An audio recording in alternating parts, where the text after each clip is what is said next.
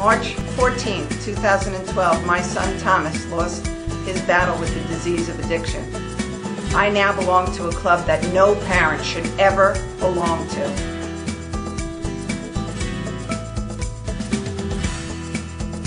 Do you know the signs? Do you know the trends that children are doing in today's world?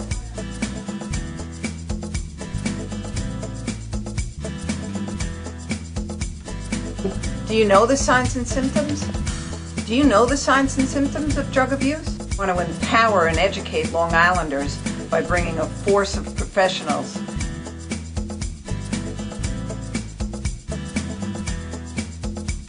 and how to prevent the disease of addiction. Long Island in Crisis. Good evening and welcome to Long Island in Crisis. This show is about the opiate and heroin epidemic on Long Island and actually in the United States. We are losing a generation of kids, a generation of really, the 45 to 55-year-old population is also affected by the prescription pill epidemic also. So we're here to educate and empower all citizens of the United States, but especially Long Island, to get involved, get educated, know about it. It is a disease. It is not a moral failing. It is not a choice in any way, shape, or form. And I'm really happy to have a mom and a son here tonight to talk about their journey through the insidious disease of addiction and the beautiful recovery that Steve has. So welcome, Steve and Laurie. Thanks, Linda. So, so great to have you guys here, and what a beautiful young man. So congratulations. Thank you. I know it hasn't been an easy journey, that's for sure. For either of us. Yeah, for either of you. So I know how your mom feels, and I know how you feel. So not easy, but I want you, what we do, the three of us and a lot of other people, really does make a difference to the audience that's listening. You never know what your story is going to do to that one person. Exactly. So if you can change the course of one person who changes the course of, it's all you ever need to do, right? Yep. So talk to me about your start with the disease. We were chatting a little bit before. Yeah, we almost got into it. We got called in. Yeah, but, this is going to be eye-opening, actually. Yeah. Well, I do believe I was born with the disease of addiction. You were hardwired. Hardwired. Yep, from the get-go. And it has nothing to do with how I was brought up, where I was brought up, who I was brought up with. I truly believe I was just born with the disease of addiction. Once I took my first drink, yes, it was like that switch went That's off how I like to that I could describe never it. turn off, and I remember my first beer, I was 10 years old. But like even before I ever had a beer, like I was always, she'll tell you, nothing was ever good enough for me. I was always wanted more, lying, cheating, stealing. I had all the isms without the drinking problem, And, Really? That's yeah. interesting. Yeah, and I was out to eat with my aunt and my uncle, and my uncle was drinking this big mug of beer.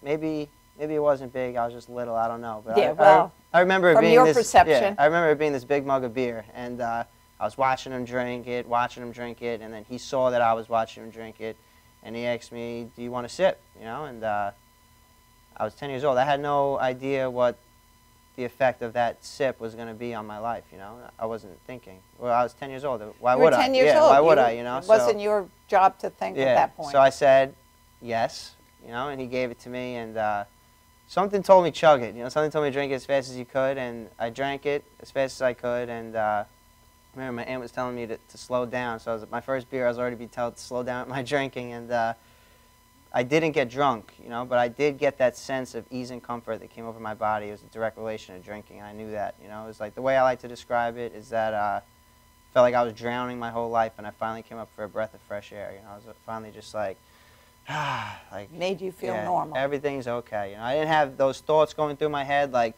what do I say to get into the conversations, fears of acceptance, fitting in. I mean, even though I was just out with my aunt and uncle, but like that stuff would always, my mind was always racing, you know. And once I drank, all went away, you know. And Wow.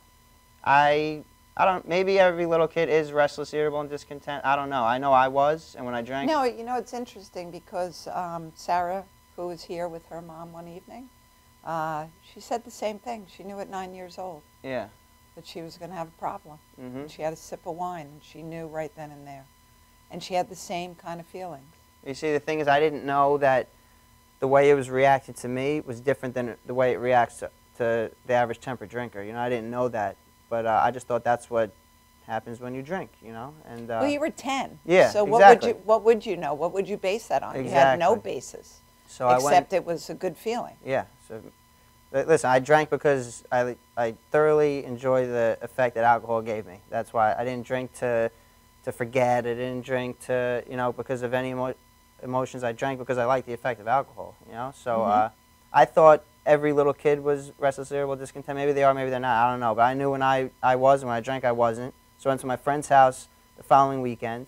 You know, we're in grade school, you know, fourth grade. And said, you got to try this alcohol thing. You know, it's awesome. It made me feel good. Like, we got to do it, you know. And parents went to sleep. We went in the liquor cabinets, you know, and we drank. But I was already drinking differently from my friends, you know, because I was the one that was throwing up in the toilet, getting Sharpie drawn on his face. You know, I was the one that always went above and beyond, you know. And Right. You went to the extreme. I never understood why. You had no stop button. Yeah, exactly. I didn't understand even like a few years down the line, my friends were playing handball at the park, and I was the one against the fence drinking 40s, you know.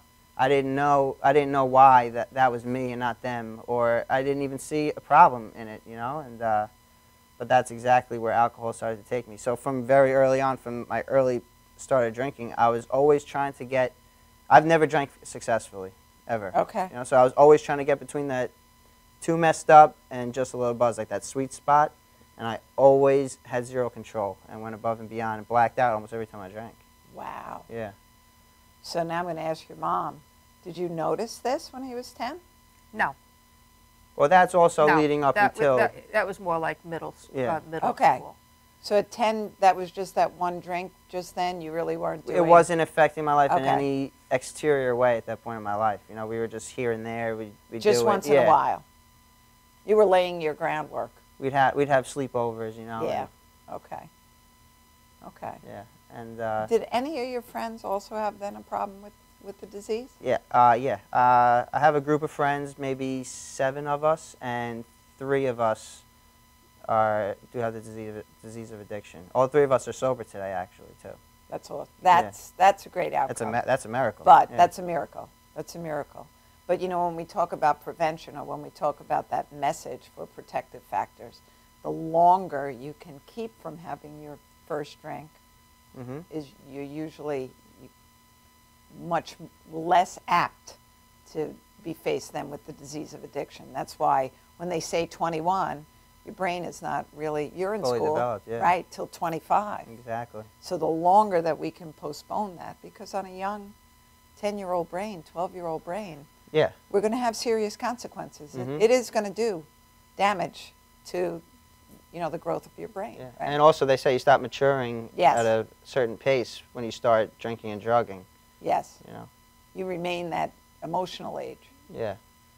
Exactly. And then once we were in middle school, that's when I started to smoke weed. You know. Okay. But listen, I was doing what I thought everybody else was doing. You know. Right. Because the people I surrounded myself with were the people that were doing what I was doing. You know. There were kids that weren't doing that, but the people that I was with, it seemed as if everybody was doing it. You know. It seemed like everybody drank on the weekends and everybody smoked weed.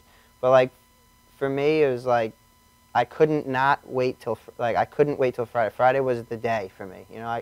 I'd get to school on Monday and I'd be asking people, what are we doing this weekend? You know? Okay. And they'd be like, calm down, you know, like it's Monday, I don't know. And they would get aggravated with me, but like I didn't get why they weren't trying to plan out, because even when I wasn't drinking and smoking weed, I was thinking about drinking and smoking weed, you know? Let me ask you, do you believe, you know, I certainly believe, you didn't wake up one day and say, I want to be an opiate addict or a heroin addict. Absolutely not.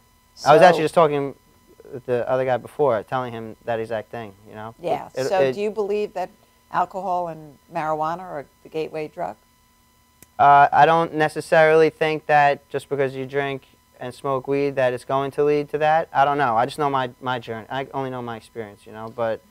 Well, we both know Anthony Rizzuto. Uh-huh. So he has, you know, I'll use just round numbers. If he's had 1,000 patients, and not all of them are heroin addicts, but every heroin addict that he has started with alcohol and smoking pot. Yeah. So the progression, if you're going to have the disease of addiction, if you start with that, you may very well continue on. Yes, there are a lot of definitely. people that can drink and smoke pot. You know,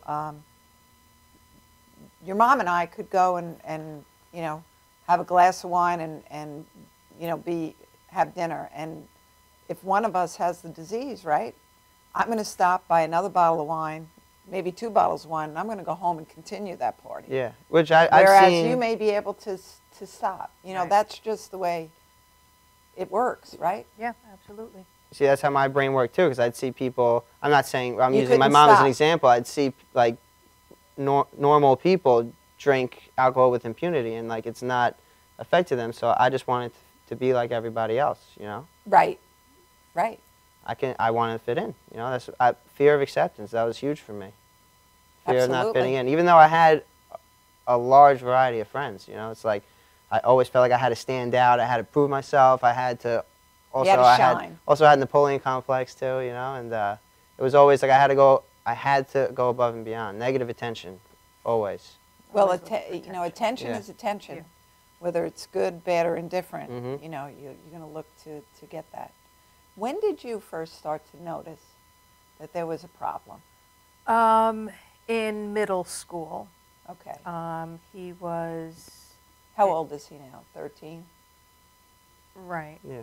Okay. right.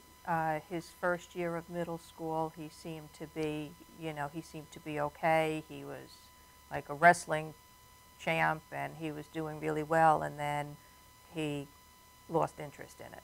And Okay. I found out it was because he wasn't going to practice, so they weren't letting him wrestle. Although I was dropping him at practice, and although I was dropping him at every wrestling camp all over the place, and I was dropping him and he was going out the back. But that's when I noticed, and that's when I started looking around for hints, and Okay. and I found stuff, and I brought it to his wrestling coach's attention, because at that point his dad was not part of his life. So I brought it to his wrestling coach's attention, and we tried to beat him into shape, literally. Yeah, literally, yeah. Literally, Yeah. yeah. Yeah. What school district? Oceanside. Oh, Yeah. okay. So I grew up in Oceanside, so that's... Oh, yeah? Yeah.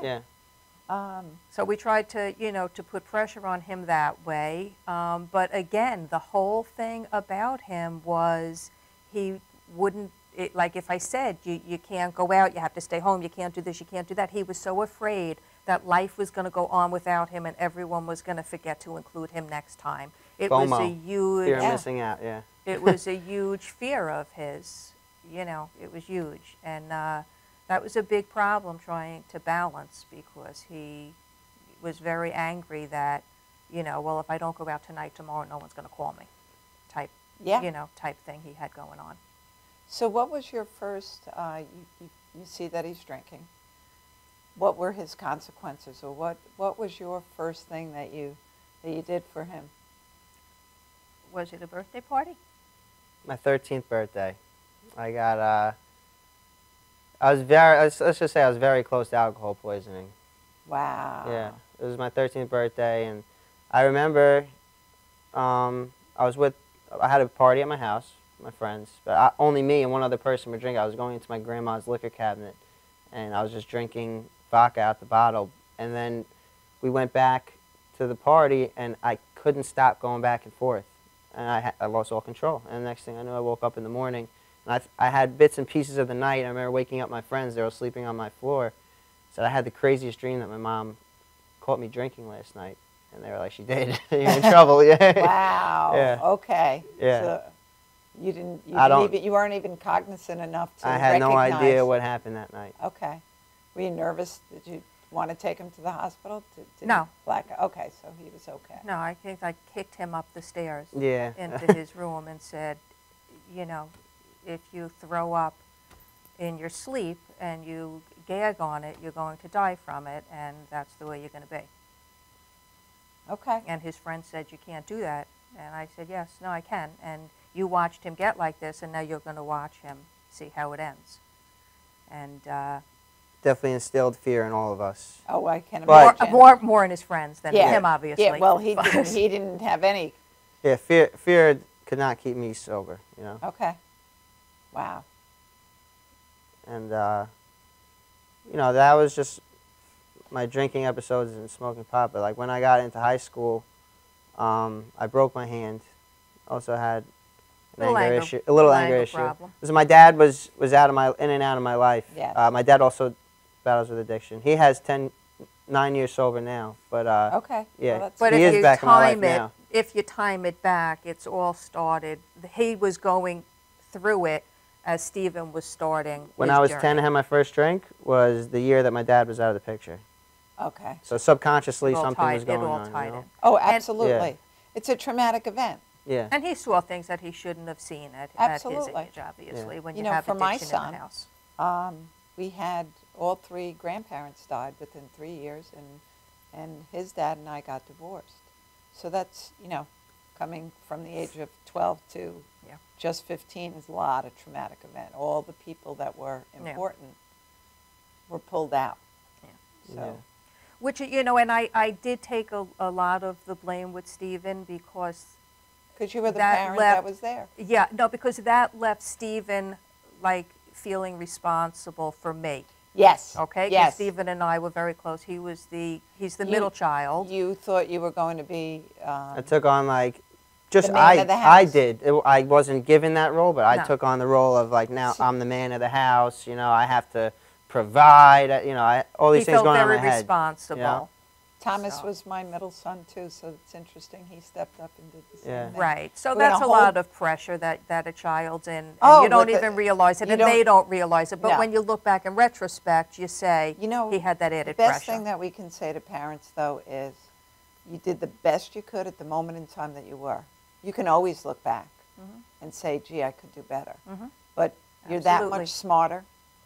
You know, you have a different feeling. Yeah. You're not in that moment at that moment in time. So, Like she did absolutely nothing wrong. You know, like she was No. but the best mom I could have ever asked for. You know, she did everything she could for the situation she was given. You know. we're going to hold that, because what a nice way to go into commercial with him telling you what a good mom you were. And I'm sure you will. We'll be right back after this message.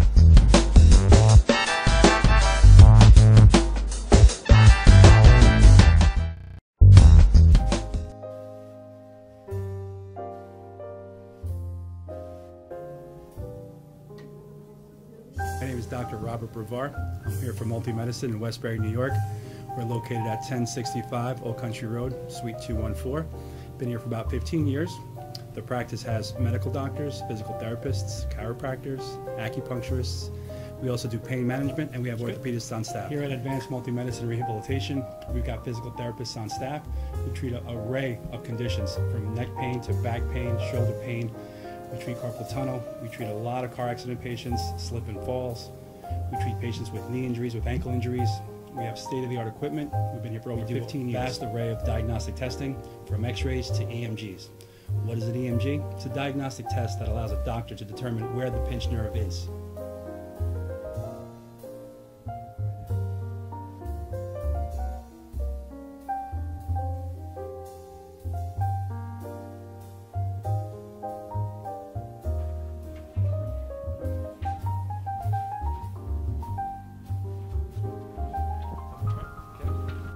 Cora is a physical therapist at Advanced Multi-Medicine and Rehabilitation. She's working on Stephanie, who was involved recently in an automobile accident. Stephanie has tight thoracic and cervical musculature, and Cora is doing some myofascial release work and some therapeutic stretching, doing it to help her with her pain. Vicky is also a patient here at Advanced Multi-Medicine and Rehabilitation. Vicky is now working her leg muscles, specifically her quadricep muscles, trying to strengthen them after an injury she sustained.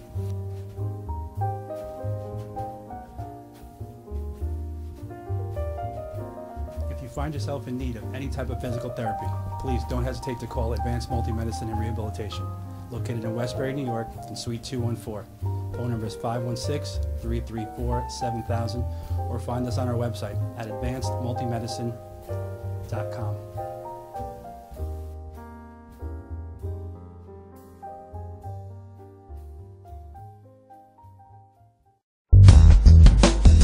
Coach is a full-service limousine and party bus company. Family-owned and operated, we are an industry leader with over 25 years of experience in providing best-in-class luxury transportation for your special event. Whether it's your precious wedding day, an all-day wine tour out east, your high school prom, that special birthday, or just an amazing night on the town, our professional chauffeurs stand ready to ensure your special event is truly special. Galaxy Luxury Coach has one of the largest and modern party bus fleets in the New York area. Our party buses are simply nightclubs on wheels. Concert sound systems, light shows, lasers and strobes, multicolor LED lighting brilliantly lights your party bus inside and out. For corporate and more laid-back events, we will cater to your specific needs and requests. What sets Galaxy aside from all others in the luxury transportation industry is our attention to detail in customizing our services to your special event. At Galaxy, it's all about you and your guests.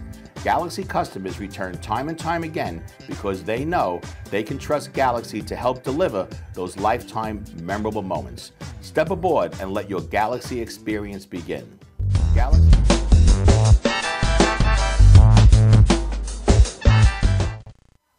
Welcome back to Long Island in Crisis, and I'm sitting here with Steve and his mom, Lori, and so you're in middle school now, you're drinking and smoking weed, and you move into high school. Mm-hmm. And what happens? Well, that good old fear of acceptance came right back. So I went from the oldest kid in the school to now I'm the youngest kid in the school, you know, and I was getting in trouble a lot. You know, I was acting out and getting in fights and just getting in a lot of trouble, and something told me like I had to do something different, you know. So I actually made the decision in my head, I'm going to be the party kid. Okay. Call me if you want to party. I was always, people knew to call me if they wanted to do drugs, if they wanted to get drugs or whatever, just as long as my phone was ringing, you know. And so I made that conscious decision, and that's what I did. So now I was always under the influence. You were always popular. I was for the wrong reasons, though. For the wrong you know? reasons.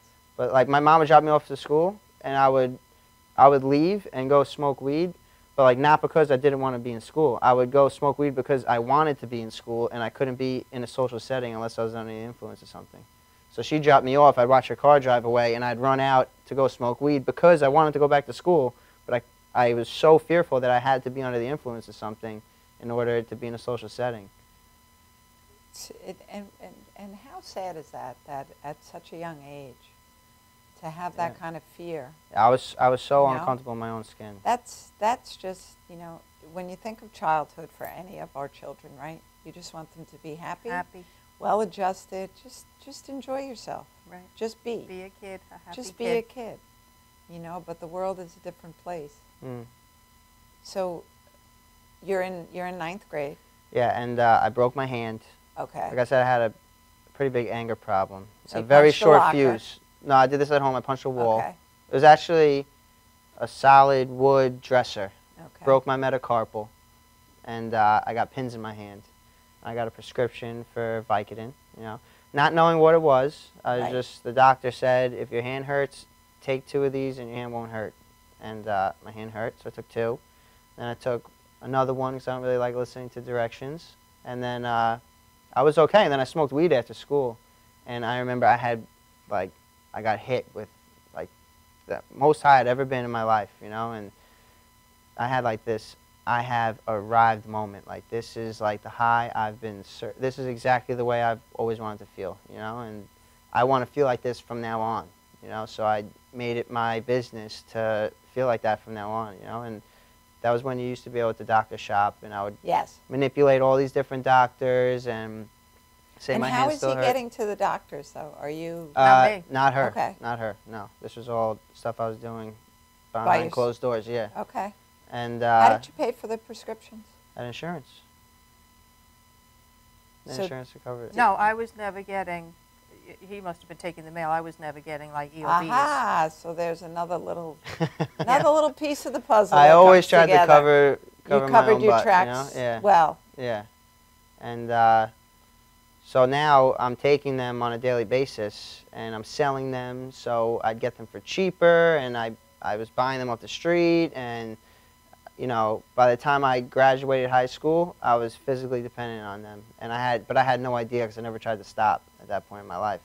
And I got to the point where I was taking maybe 10 a day, you know? Wow. And there's a lot of Tylenol in those, and my stomach was getting to be not so good, and I was not okay, you know. And I remember I would go through points, people would tell me, like a girl that I was friends with, please stop taking them, you know. I'd say, okay, I'm going to stop, and then I couldn't do it, you know. I'd go a day or two, and I'd always... No, the withdrawal is brutal. Before it even turned into real withdrawal, like, it was very acute, but, like, I would justify and reason in my own head why I deserved to take these, you know. And so I continued to do it, and then listen, I tried a lot of drugs in high school, but I always stuck with I always stuck with the opiates, and the relationship I built with opiates was unlike anything I've ever had with any human being.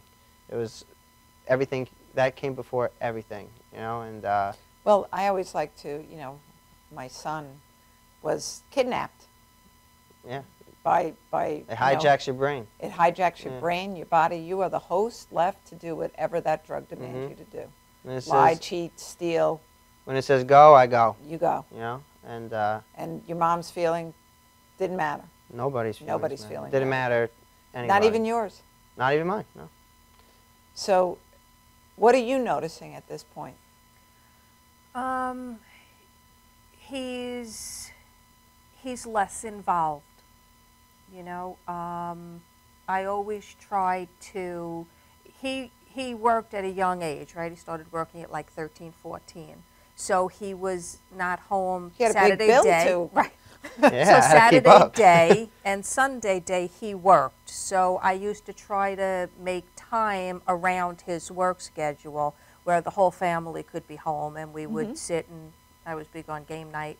We would play board games or whatever, and he was he would distance himself, like he was not partaking.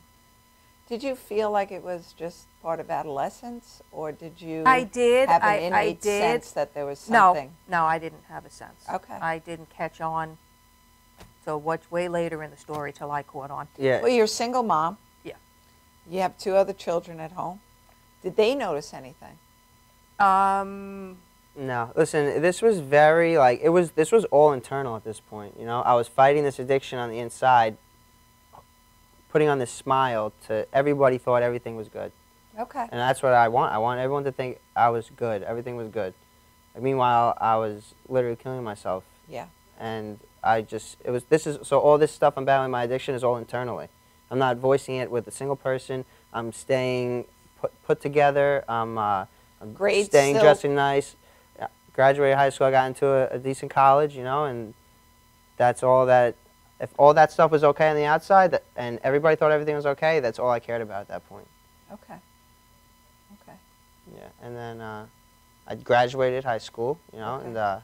Still taking pills? Still taking pills, yeah. And everyone told me to go to college. Sounded like a good idea, you know, and I applied to a bunch of schools. I got into a school in the state of Maryland, Towson University.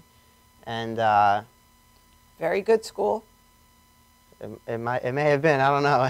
It didn't matter. Yeah. Well, I'll tell you about that right now. But before I went to school, now I'm going to a place where I don't know a single person, you know. So and your now anxiety level just I was like freaking out, you know. So I decided I was going to bring a bunch of weed with me to school. I was going to sell weed on campus, and I'd create that same identity I had in high school. I'd create there, you know. And now I'd meet people that way, and people would like me, and that's how I was going to make my friends. 'Cause I had no social skills. All my social skills all my friendships were based off of drugs. Where are we going to get high? What are we doing? Where are we partying? And now I'm going to a place where I don't know anybody, so I don't even know how to make friends, you know? Right. Besides drugs and alcohol. So that's what I did, and I lasted like 6 days. I got arrested for selling weed on campus. It was the second day of classes, and they arrested me and kicked me out of school, and I came back to Oceanside. Okay. So you're You're in Oceanside I'm now. back in Oceanside. And how did you feel about? Oh, that was a roundabout. I dropped him off, did the drive back to pick him up. That was very painful. Yeah. It was very painful. It was very disappointing. It was a big letdown. it was the longest drive home I've ever had. I can well imagine that it would Yeah, be. it was a real disappointment, and you know, like and an embarrassment. You're saying, what are you? What are you? You Right, know, you're what are you embarrassed. doing? You're saying, you Right. know. So did you think that he had a problem then at that point, though? No, What I did just you- thought he was stupid. Okay, that's fair. Fair. Yeah. I said, you know, oh, this was a good idea, Steve. Exactly. This was a good one. This was a good idea. And So you came back. So now I'm to back in Long Island. Oceanside, and before I had gone away, I burnt every bridge with every drug dealer and doctor I had, because I won't see you for 4 years, you know? And now a week later, I'm back in town, and I have no way. This is the first time I was unable to get Vicodin since I started taking them. Okay. So now I'm starting to feel withdrawals, and I didn't know what withdrawals were. I just knew I was extremely uncomfortable because I wasn't taking Vicodin. Right. And I was with a friend who was already using Oxy, and I remember pacing back and forth in his room, and he said, "If you do this pill, I promise you'll never do a Vicodin again." And I had heard it's heroin in pill form. It's all. That's not me. You know, I'm not going to do that. But then I just didn't want to feel sick. You know, it's all that mattered to me at that point. I just didn't want to feel uncomfortable, so I did it. And that was in 2008. I haven't done a Vicodin since that day, you know. Okay. Right away, I had this whole perception change. Everything changed. Everything started to just revolve around these pills, you know. I was enrolled in Nassau, but school was on the back burner. Family was definitely on the back burner. Everything was on the back burner. It was all about the next one. Now, like, I'm fighting this mental obsession that's so strong in my head that I'm literally using just to subside a mental obsession that's beyond my control, you know. And So you're using and you're driving a car oh yeah, and you're drinking and you're smoking weed and you're doing taking cocaine. I'm doing whatever I can. Xanax. Barely, Okay. but I dabbled with, you know, with whatever. And you know, my friends were telling me I was getting too high, so I started hanging out with new people, you know, people that were selling drugs. I could sell drugs for them, and I could come back and I'd get free drugs because I went out and sold drugs for them. So I was putting myself in at high risk. Absolutely. And not caring, because the only But thing I was thinking about was I'm going to get back and there's going to be free drugs on the table for me. Because you are a slave now to the Yep, disease of that's all, addiction. that's all that mattered. So Steve is gone. Driving mom's car. Of course. Yeah, oh, yeah. Steve is gone though, and the Yeah. host is now. But on- now on I'm saying, autopilot. Yeah. now I'm saying, now he's depressed because he's not in school. He got kicked out of school. Now he's depressed. So now he's withdrawn because all his friends are away at school. And now you're feeling sorry for him because I still didn't catch on to what was going on. I was a little slow. No, you're busy. Life goes, you know, you're raising a family, you're going to work, you're doing a lot of things. And you know, he knew what I needed, so he made sure. He called me all day long. He texted me. He would, you know, you played say, your mom. Of "You course. need me to put the garbage know. out." You know, Thomas played in my me head, many a day. in my head, if she thinks everything's okay, it doesn't matter what anyone else thinks. If she thinks everything's okay, then that's all that mattered to me. That's all that. Absolutely. No, I I'm saying, understand I'm that. at work, and you know, the phone's ringing. I'm saying, "Oh, it's Stephen again." I'm saying, "Oh, he's so good." Yeah. Right, what He's a nice such a good boy. And I would do that not only because she was the authority parental figure in my life, but also because we were so close, and I didn't want her to know that I was stuck in something I wasn't in control of. You know? Right. You didn't want to let your mom down Yeah. on some level, Mhm. and you didn't want to be found out that something might Oh, be yeah. taken away. Yeah, because then that could jeopardize my using. Absolutely. Yeah, God forbid that. You know, I couldn't let that happen. So now you're 18, 19 years Yeah, I old. was 18 years old, and then, well, 2 years went by, so now it's 2010, and I was doing the same exact stuff I was doing for those 2 years, you know, just hanging out with the wrong people, doing the wrong things. My disease was progressing and progressing and progressing, and I got to a point where I said, I need to make some type of change, you know. I was very quick to blame the people I was around, the town I was in, all this stuff. It definitely wasn't me, you know. It Of was, course yeah, not. It wasn't me. It was not my drinking. It was maybe these pills. I had to get away from these pills, you know. But I could still smoke weed and drink. I just have to, I'm going to pick up and I'm going to move. and I'm going to go to school, and because I didn't get that college experience I wanted. So I'm going to go hang out with people that are going to school and that are doing the right thing, and then I'll go to school and I'll do the right thing, you know? So I went to FAU in Boca Raton, yeah, down South Florida, opiate capital of the United States. And I didn't know that until I got there, but I knew one kid from high school. I knew him from the wrestling team that went to FAU, you know? Okay. The way I thought he was a nerd in high school, you know, he was like a good kid, you know? There's no way he used drugs like me. I'm going to hang out with him and his friends, and I'll be okay, you know? And he picked me up the first day. The very first thing he said to me is, "Do you use Oxy?" You know? And you were in heaven. It was like the light shined down, you know? Yeah. Well, part of me wanted to fit in, but part of me, I really couldn't say no. I couldn't do it. And of course you couldn't do it. You were yeah. totally physically, emotionally, spiritually addicted. Yeah, drained. And so now my mom's in New York. She's paying my rent as long as I'm going to school, but to me, as long as I'm enrolled in school. And everything is just, I have to make sure she thinks everything's okay. So now I'm using worse than I was at home because I have no one to watch over me. Right. Everything started to have that snowball effect where it was getting bigger and bigger and harder to stop. I was doing things for drugs I never had to do in New York, stealing from people, manipulating my mom for money, telling her I needed textbooks, or all these things, you know. And my disease got bad. I moved into a house with 3 other kids, and we were animals, you know. It was a party house. And you're still just doing pills at this point? Were you well, snorting them or just taking them? I've never swallowed a pill in my life. Okay, so you were snorting them. No. When I lived in Florida, I started to smoke them. Okay. Mm-hmm. It was a Florida thing, I guess. I don't know. And that's just the way it was presented to me, and I got addicted to the habit of doing it, you know? Mm-hmm. It wasn't even like I was stuck on, I was physically addicted to the pills, but I was also stuck on like sitting down with a group of people and smoking them and passing it around, and like the whole habit of it, you know? The habit, the routine, yeah, the ritual. Yeah, exactly. All of those things. And we're going to hold that, okay. And we'll be right back after this message.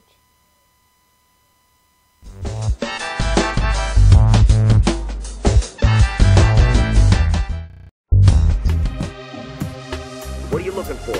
You don't even know that. You don't even know you're on the ball list, so you can't even answer. I'm asking you about it. You gotta be highly skilled. You gotta be highly skilled. You understand that? Are you sick? Are you well versed there? Are you a very smart man?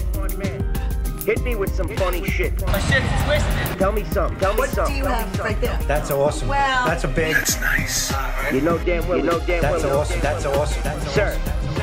Sir, are you interested in twisted or not? Yes, I am. Sure. I see you guys. I see you guys. That's twisted. You see what I'm saying? You understand me? And if you can't whip out answers like that, that man is liable to during a commercial break punch your fucking mouth loose. You understand me? Time is up, sir. You understand me? You're on. You're the man. All right, give me your name now. I'm sorry. My name is Willie. Willie, where you working at? We are twisted. We are awesome. Love it. Awesome. Love it. Awesome. Love it. Can you repeat that question again?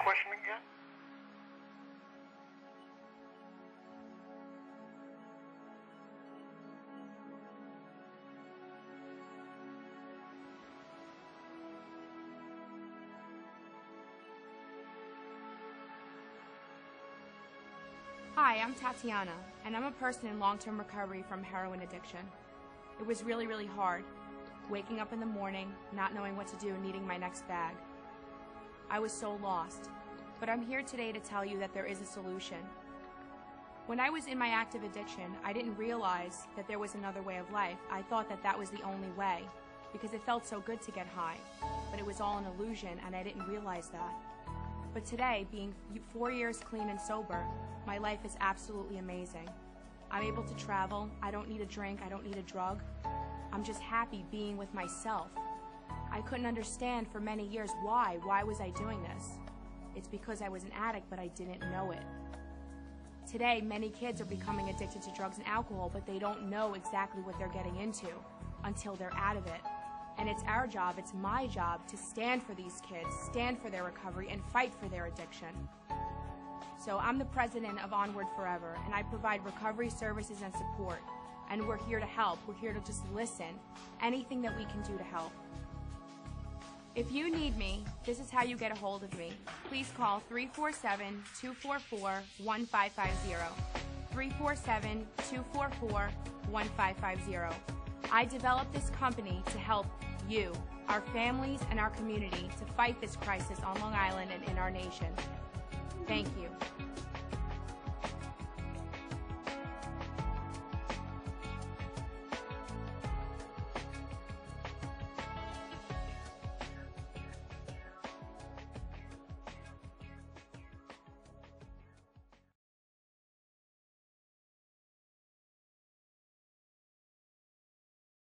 Stretching under sedation or manipulation under anesthesia is a very gentle, very precise procedure to very slowly release any scar tissue that is formed as a result of a traumatic injury. Many people ask, how does this work? Will I get hurt? Will you stretch me too far?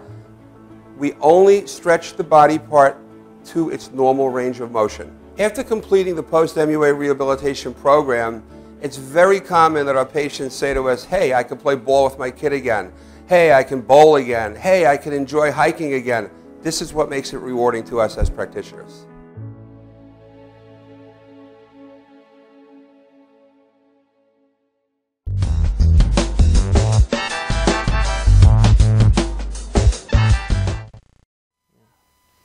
Welcome back to Long Island in Crisis. So we're listening to your story, and it's so similar to so many other people, but and I'm looking at you and you're adorable. So, you know, this is what happens, you know, people, and I think that goes with the shame and stigma of the disease of addiction. When people hear a heroin addict, or, you know, they have this view of somebody living under a bridge, you know, go back to the 1970s and 80s of that view of the junkie, you know, and look, this is the face of addiction. Yeah.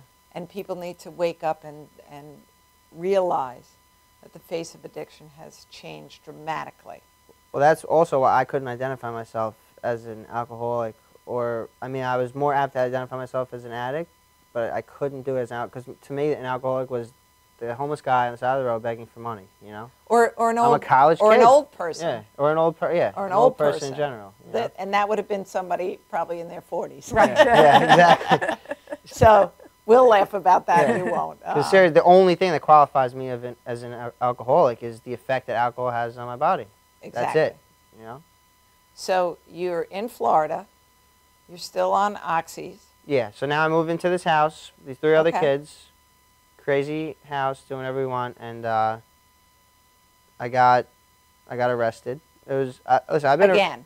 I was arrested once a year from 17 to 22. Do you have a record that follows you, or No. it was all expunged? My lawyer was a beast. Okay. But, well, you know, and I'll beg to do, you know, the one thing, and I remember my son once saying to me, well, I never went to jail, and I'd pay money if he was in jail right now. So, you know, I always got a slap on the wrist. You're going to get sober, you're going to go to jail, or you're going to be dead. Yep, that's it. Those are the three choices that you have. Jails, institutions, and death. That's the only place it leads. Yeah. So did you ever cross to heroin then? Yeah. Okay. Yeah. So now I got this arrest. Now the jig's like a little bit up with my mom, because she like saw my police report, but I kind of said like I was with people that like put drugs under my seat while I was driving. And of course, so here's, as parents, we always so want to believe our children. So want to believe them. You know, the police officer called me at the scene and too. said It was to weird. me, you know, I want you to know what's going on. And he started telling me, and he basically was saying, you know, he's a good kid, messed up in the wrong situation here. He's with people he shouldn't be with. So I'm saying, who are you with? Right. You know, oh, he's giving somebody a ride home. And I'm saying even the cop said he shouldn't be, you know, this was not normal. He should, of him being with these kids. So I'm saying this is the luck this kid has. He's giving somebody a ride home. So you're still thinking he's he's still a good boy. He's still a good boy. Still a good boy. Still her little Steven, you know? Yeah. So now I tried Suboxone. Okay. To stop or to get high? to stop. Okay. Now, at this point, I knew I had You had an a issue with problem. opiates. Okay. But in my eyes, I only had an issue with opiates. How did you get the Suboxone? Did you go to a doctor? I went to a doctor, Well, yeah. Okay. I got the call then. One of his friends called and Oh, said yeah. and said he has a problem. He has a problem. And I'm saying, Okay. since when? He said he came to Florida with it. Like, you know, we're in like year 3 now. I'm like, what? What are you talking about? You know. Right. So then we said that he had to go into some kind of treatment or something. Okay, now so that was your now we first came up rehab. with the now we came It up wasn't. with No, it this- wasn't rehab. Oh, It just- wasn't even medically assisted treatment. It was just. I went to a doctor. They gave me a prescription for Suboxone? Suboxone, and Wow. I'll see you in a month. Wow. So now it was up to me to take it. You know. So Yeah, well, of course. Yeah. So now we give the addict who has a problem with pills, give him a prescription and please take And the this cr- responsibly. the crazy thing is, it worked for like a month. Okay. You know, I was taking it every morning. I wasn't using opiates. I was still smoking weed and drinking and doing whatever. But in my eyes, I just had to stay away from these pills. You know. So and then one morning I realized I didn't have to take it in the morning. I could get high that night, and that's what I did. You know, Okay. and I started the cycle all over again. You know, and right back where I was, if not worse. Because you aren't doing the other hard work Exactly. that comes along with getting clean. Yeah. So then I decided I was going to move again. I was already failed out of school. I was going to move to South Beach. Sounded like the best place for Awesome. me. Yeah. That I would needed to be- go to South Beach. That's where I belonged. I always had a big vision. I was going to be like walking down. I was going to be walking down the beach, and a director would spot me, and he'd say, "This is the kid I need for my next movie," and like I'd be rich and famous, and everyone would like me, and I'd have money. You were high. Yeah, I was very high, you know, Yeah. and obviously that never happened, and. But it could have. Because you are adorable. So. See, yeah, but you see, even where I was at, I was like the type of kid that was walking the street, and a mother and her daughter would be walking on the same side, and she'd pull the kids to the other side of the road when they passed my kid. Like, I was an unapproachable human being. Like, I was not someone that you saw and you said you wanted to be around me. I wasn't too put together, you know? Okay. I was walking around burnt holes in all my clothes. I was 113 pounds yeah, I at was 23 gonna years say. old. Okay. You know, and it was, You were looking every bit. I was looking the part. You Yeah. know? And the you know, under the eyes. Yeah. oh Under the yeah, eyes. I And just the looked like I got in a cheekbones. fight, you know. Because don't forget now I'm not there, so he would like send me a picture, and I would like be enlarging it on my phone and say, "Why do his eyes? Didn't he sleep well last night? Why your eyes look like that?"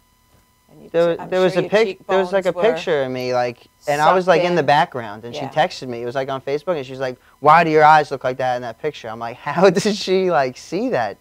You know, and like, I couldn't see it, you know.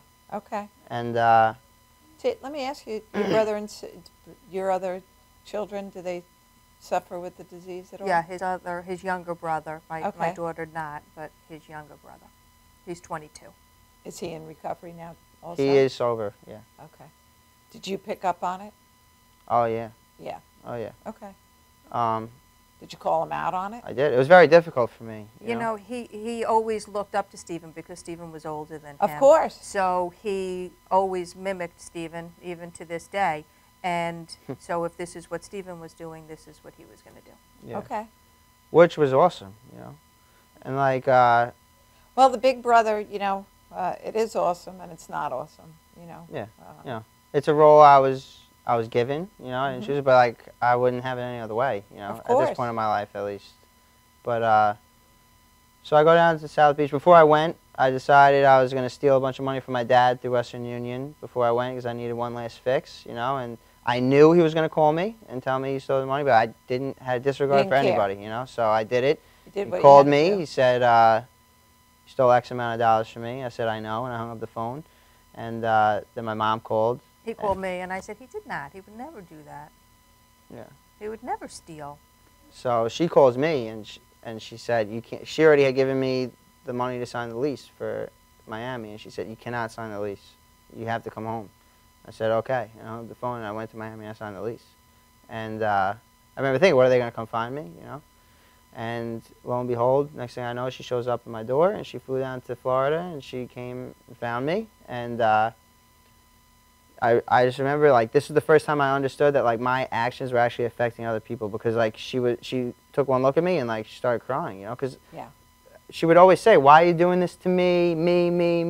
And I always think, "Why are you making this about you?" You know. And but when I saw her so upset just by looking at me, you know, I understood that like I was really affecting other people in my life, even though they were 1,600 miles away from me. You know, and It's a family disease, and yeah. you know, there's nobody in the world that loves you like your parents. Oh yeah. And I'm going to say especially your mom. So your mom and you, and I know with my children, there's just nothing like that bond. Mm-hmm. You know, she carried you. Oh yeah. She knows. She's the only one that you never gave up on me. better than you know yourself. And you know, sometimes my kids will say, "No, you do. You know, you just know when there's something wrong. Mm-hmm. You just know that feeling. You know, so it's." You know, he's one of 3. Yes. And I never, ever would expect it of the 3 of them to him do something that would hurt me. And that's what I couldn't wrap around out of the 3 of them. Not that I would accept it from anybody else. I'm going to ask you a question. Out of the 3 of your children, who do you think is the most sensitive of the 3 of them? Stephen. Yeah. I would say Michael, but. No. So it's interesting because out of the 3 of my children, and they all have beautiful, sensitive hearts, but Thomas was the one that really just took that just a little bit further, you know, that would be more sensitive, more impacted by what other people would say and do to him. You know, he's the kid that, like, you know, you would take him to the bus stop, and before he got on the bus, he would kiss you goodbye. When I would pick him up at school, he would, you know, he would kiss me, you know, hello. When he was like going to the prom, it was like, well, I have to say goodbye to my mom. You know, he was so like that. And then, like, I'm looking and I'm saying, how can you do something that you know is ripping my heart out? Like, right. I couldn't He put them together. You weren't there anymore. You were. I was gone. The disease takes over at some point, and that's what the one thing that I always try to explain to people that don't understand the disease, that say, well, they should just stop. You know, it's like it's a decision. You lost all control of that decision. Mm-hmm. It's like telling a diabetic to not have your sugar go out of control. Yeah. It's the same thing. You can't control it once it has hold of you. Mm-hmm. And the window for recovery opens very small and very brief. Yep. Because the withdrawal and the pain of all of that and never feeling that feeling again says, oh, you can't stop this. Yeah. We need that. Yeah. We need that now. Exactly. And that little voice pops up and goes, you know, Stephen, you're really not worth. You know, you just go get high. Yeah. You know? Your disease starts to talk to you. Yeah. You know. So now she goes back to New York, you know, and you didn't take him with you? No, you were gonna finish up working. Yeah, I had just gotten a job. Okay. Got a good job. I got a good job in South Beach, you know. I did an opening of a hotel in South Beach, and I was making good money, and it was kind of like this is your last shot, you know. And so she went back to New York. I'm not releasing again. This is the last lease. Yeah. Okay. So now I got fired from that job, you know. I didn't tell her right away, so now I'm... Of course not. Of course not. So now I'm unemployable. You got fired? You were late? No, I showed up under the influence. I couldn't do it, you know. I couldn't not go there not under the influence. So I was unemployable. Money was getting tight. I had no means of getting any kind of resources together for money or anything. I sold my phone. I sold everything, you know. And so I thought the financial, economical answer to all my problems was to do heroin. And it was more accessible. It was... How old are you at this point? 22. Okay. 22. So I started doing heroin, you know, and I was all alone. I had no more friends. I ruined every friendship, every bank account. Family wasn't really talking to me, except my mom was calling me, but I believe just to make sure I was still alive. And no one was really talking to me, and I didn't really have anybody. And I sold all my furniture. I literally had nothing, and it was some miserable times in my life. And like one day I woke up and it was the same routine as the day before, except like something came over my body that like I can't do this anymore for me, not for my mom, not for a girl, not for me. I can't do this anymore for me. And I broke down. I started crying. I called the hotline. and I said, I need help. I'm gonna die, you know, because I really was. I wasn't eating. I had all my money. I'd be so hungry. I'd get a $20 bill, and I'd want to eat so bad, but I couldn't put my money towards food. I couldn't do it. I always had to get high with any dollar I got, and that's what I did. And then, you know, I was dying. I really was, you know. And the lady called me back the next morning, and she got me into a rehab in Tennessee, and my mom's boyfriend paid for my flight. I went the next day, you know, and I went to rehab. I shut up and I listened for the first time in my life, you know. I started to learn things. I started to gain all this self-knowledge, you know. I learned I had a disease, which was a really good feeling, so I thought I was crazy, you know. And, I learned that there was a solution for people like me, you know. I learned that my disease isn't curable, but it's 100% treatable, you know. And I remember that. I'll never forget when someone said that to me. And they gave me, you know, a basic text for a 12-step program. And when you work your recovery works. Exactly. So, you know, I graduated the program. I had one friend from New York. I came back to New York, obviously. I had one friend from New York that was going to meetings, and he was staying sober, I heard, you know. So I called him, and I noticed something different about him the second I got in his car. I saw a happiness. And, like, that's all I ever want. I just wanted to be happy. Drugs or not, you know, I just wanted to be happy. I saw he had it, and I thought he was worse than me. So if it worked for him, maybe this could work for me, you know. So I got introduced to someone I call my sponsor today, which is just someone who's been through the 12 steps that are going to take me through it the way they went through it, and that's what I did. I started going to meetings on a regular basis. I was reading a book with this guy, but that's all I was doing. Though. I was just showing up at meetings. I was sharing just to sound good. I was still living dirty, but I was just staying sober, you know. And okay. 3 months went by, and literally it was a good day. There was nothing wrong. And the thought came across my head that a few would be nice right now, and I had no defense. I was, you know, I had nothing, and so I got high again, and I was stuck back in it, and you know, then all of a sudden, 2 months went by, and I broke down, hit that emotional bottom that was necessary for me to recover. When the pain of using outweighs the pain of getting sober, recovery became possible for me, you know, and that's what happened. I met up with my sponsor. He's really big on doing service, so I started doing a lot of service inside and outside of the program, you know, like the little things that add up. I've seen you know? You speak in Massapequa. Yeah, I do a lot of community service. You know, I do a lot of service helping anybody that needs help. I'm there to help them, you know, and like I have to continue to do this on a daily basis. Like I'm not staying sober off the stuff I did yesterday. Not even the stuff I did this morning. Like I have to constantly be doing this on a daily basis. Yes. In order for... It's called gratitude. It's called gratitude. I have to stay humble. I have to continue to work this program. And then like someone told me if I help somebody, it'll keep me sober, so I did it. Not really caring if the person I helped stay sober or not, but slowly but surely, as I started doing that, I actually started wanting to help people.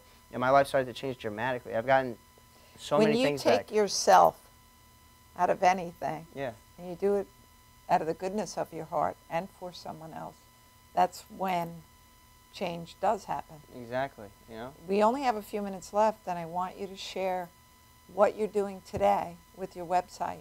Well, I started a non-for-profit organization. Okay. It's called the SLATE Project. Okay. It stands for Saving Lives from Addiction Through Treatment and Education. And pretty much primarily our goal is to educate the youth. So speaking at schools or basketball camps or any other program, you know, where there's youth involved, and I share my personal story with the youth. And it's very effective. It's very impactful because I'm not a person of authority. I'm literally a young person, you know, and they see themselves. It also works to my benefit that I look like I'm 18, you know, but they see themselves in me. You're young, and you know, any young person, they just relate to somebody, especially a little bit older, because you're cool, I guess. right? You know, yeah.